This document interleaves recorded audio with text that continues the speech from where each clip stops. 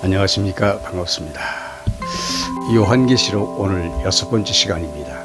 이제 갈수록 이제 계시록이 어려워지는 것이 아니고 갈수록 쉬워집니다. 그래서 오늘도 좀 쉽게 말씀을 드려보도록 하죠. 1장에서 예수님을 소개하죠. 어떻게 소개합니까? 알파와 오메가가 되시고 처음과 나중이 되시는 그리스도라고 소개합니다. 그 이유는 그리스도를 빼놓고는 계시록을 설명할 방법이 없어요. 역사를 설명할 방법이 없습니다. 2장과 3장에서는 교회에 대한 계시가 나오는데 교회를 이 지상에서 빼버리면 역사를 설명할 방법이 또한 없는 거죠. 그래서 예수님은 교회를 배경으로 이 세상 역사를 진행하시고 섭리하신다는 것을 보여주시고 있는 거예요. 이 4장에 와서 보면은 보통 이제 인재앙이라고 말하는 그 재앙을 중심으로 해서 하나님이 요한 사도에게 보여준 것이 뭐냐 하면은 하나님의 보좌의 영광을 보여주셨고 그리스도를 통해서 나타나는 하나님의 능력, 그리스도의 권세를 보여주십니다. 이렇게 보여주시는 이유가 있어요. 그 하나님의 오른손에 인으로 봉한 책이 있었죠. 무엇을 의미하는 거냐 하면 그리스도를 전면에 내세우고 하나님은 당신의 계획대로 모든 일을 하신다는 것. 하나님은 그리스도를 통해서 하신다는 것. 그리스도는 천사들을 통해서 그 일을 하신다는 것. 그리스도는 고난의 역사를 통해서 당신의 택한 백성들을 건져내신다는 것. 마지막으로 그리스도의 최종적인 승리는 하나님의 영광을 선포하는 역사의 마무리가 된다는 것. 그래서 성경은 그리스도를 통해서 하나님이 여호와인 사실을 증거하고 하나님의 영광을 모든 피조 세계들을 통해서 영광을 찬양하도록 만드는 것. 이것이 하나님이 이 세상의 역사를 주관하시는 우리 하나님의 목적입니다. 이걸 보여주시는 거예요. 그래서 이제 마지막 7째 인을 떼실 때 8장에서부터 이제 역사가 일어납니다. 그러면은 8장에서 나팔재앙이 일어나는데 이 나팔재앙이라고 하는 거는 유대인들에게 관련이 되어 있어요. 이게 유대인들의 환난과 직접 관련되어 있는 재앙이 7번의 나팔재앙입니다. 물론 그 뒤에 대접재앙이 나옵니다만은 이 대접재앙은 총체적인 재앙이에요. 마지막 그리스도가 재림하시기 전에 나타날 그런 하나님의 진노의 심판의 재앙들이죠. 그렇다면 요한 사도가 지금 계시를 받고 있는 시점이 7 나팔 가운데 어디에 해당되느냐 하는 것을 찾는 것은 요한계시록을 풀어가는 데 있어서 대단히 중요합니다. 요한계시록 1장 19절 내용 가운데에서 요한에게 예수님께서 말씀하시기를 네가 본 것을 기록하라. 그 본 것은 7 교회의 상황이거든요. 지금 있는 것을 기록하라. 이거는 이제 4장에서 7장까지의 내용입니다. 이거는 이제 그 인재앙을 중심으로 해서 하나님의 나라의 그 영적 세계에 대한 것을 말씀해 주시고 있죠. 그래서 네가 지금 있는 일을 기록하라고 그랬어요. 그럼 이제 8장은 뭐냐? 장차 될 일을 기록하라는 것입니다. 그 내용이 바로 8장부터 22장까지의 내용입니다.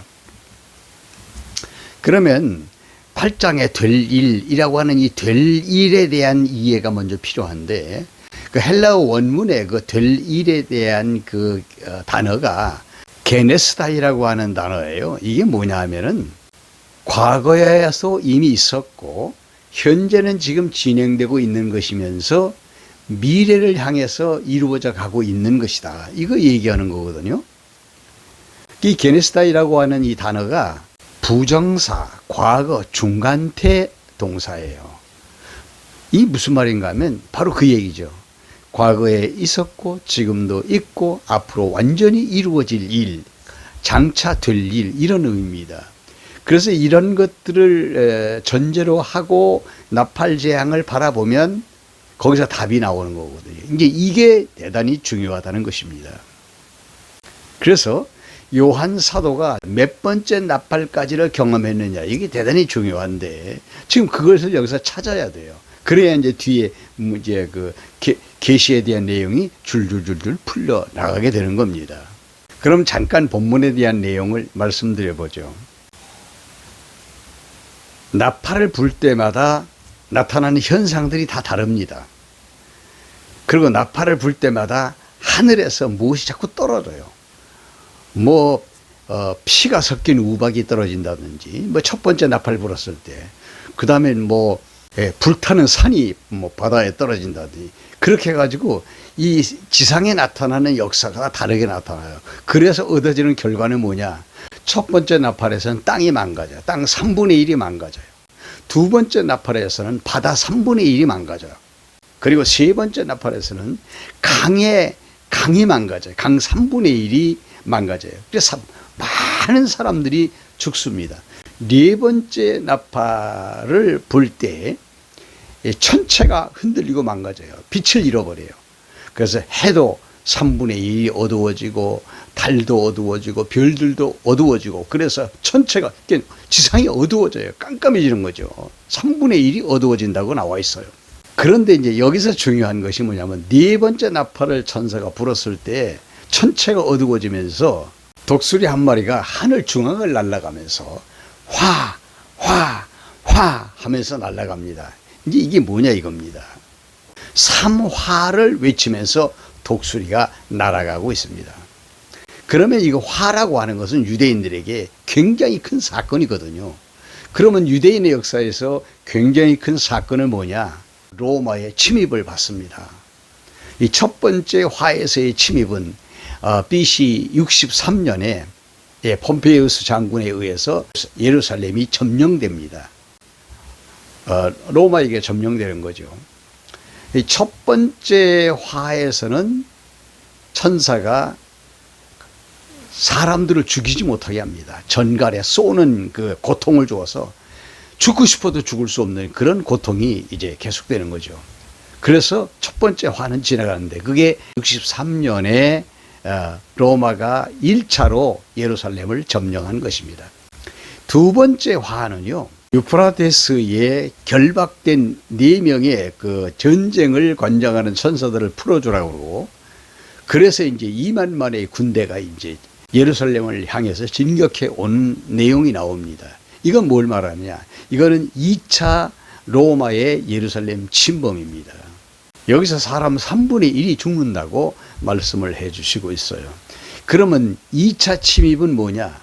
로마 황제가 죽자 그 다음 황제의 아들인 티투스가 수많은 군대들을 이끌고 와서 예루살렘을 완전히 초토화시킵니다. 그때 이제 성전도 헐어버리게 되고, 참 이제 무서운 일이 벌어지게 된 거죠. 사람도 많이 죽습니다. 이게 이제 두 번째 화예요. 그럼 세 번째 화는 뭐냐 하면은, 세 번째 화는 마지막 AD 132년에서 135년에 유대인들이 자꾸 이제 그 두 번째 화를 당하고 난 다음에는 독립운동을 하거든요. 그래서 마사다 운동이라든지 이게 독립운동을 해요. 그래서 반란이 자꾸 일어나요. 그래서 완전히 이 예루살렘에서 유대인들을 쓸어내야 되겠다 하고 로마가 3차로 침입을 해 옵니다. 그래서 아예 유대인들이 예루살렘에서 살지 못하도록 전부 다 내쫓아버리게 되고, 그리고 예루살렘은 완전히 이방인들에게 완전히 쑥대밭처럼 되어버리고 맙니다. 이게 이제 세 번째 화예요. 그런데 지금 요한이 세 번째 화를 만나기 전에 내용이 8장과 9장의 내용입니다. 오늘은 1차, 2차, 3차, 4차 나팔을 불었을 때 독수리가 화 하고 지나갔다는 말씀, 그 3화가 무엇을 의미하는지에 대해서 말씀을 드렸습니다. 그러면 여러분들이 생각할 때, 그럼 1차, 2차, 3차, 4차까지의 역사적으로 어떤 것을 이야기할 수 있느냐? 이건 우리 각자의 몫이에요. 유대인들은 사실은 수많은 고난과 연단을 연속적으로 받아온 민족이거든요.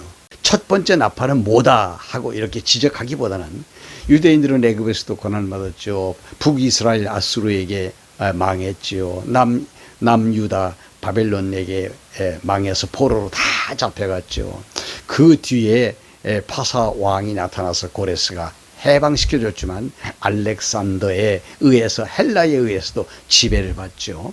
그 알렉산더가 죽고 난 다음에 셀류쿠스 왕조를 통해서 이스라엘 백성들을 어마어마한 고난을 겪었죠.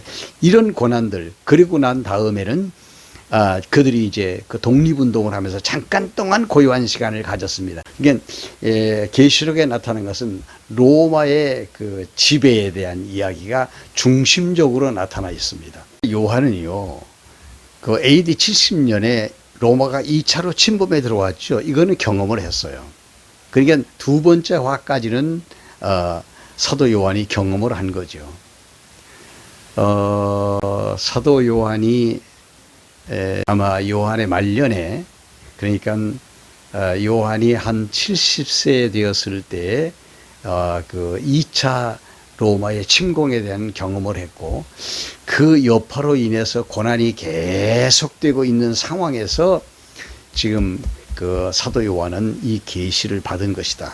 이렇게 우리가 이해하면 좋을 것 같습니다. 요한의 입장에서 보면 세 번째 화는 요한이 경험하지 못한 화이고, 우리들 입장에서 보면 이미 다 지나간 것입니다.